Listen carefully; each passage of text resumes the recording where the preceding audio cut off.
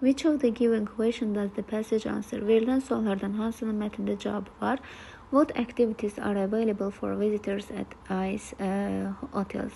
Buzdan olan otellərə gələn ziyarətçilər üçün hansı fəaliyyətlər münasibdir, uyğundur? Burada fəaliyyətlərin təklifi ilə bağlı mətnin sonunda məlumatımız var ki, buz üzərində ayaqla sürüşmək və yaxud da ki, itlə sürüşmək kimi fəaliyyətlər təklif olunur.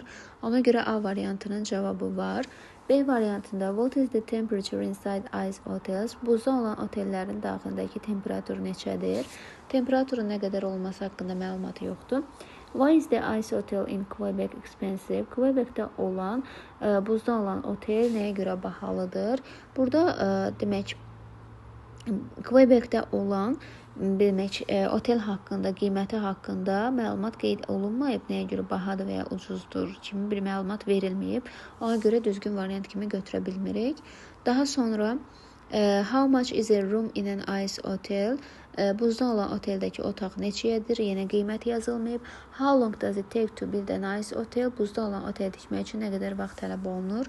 Nə zamana qədər tikilib başa gələ bilər? Məlumat yoxdur. Qeyd etdiyimiz kimi mətnə əsasən sualın cavabı A variantında qeyd olunmuşdur.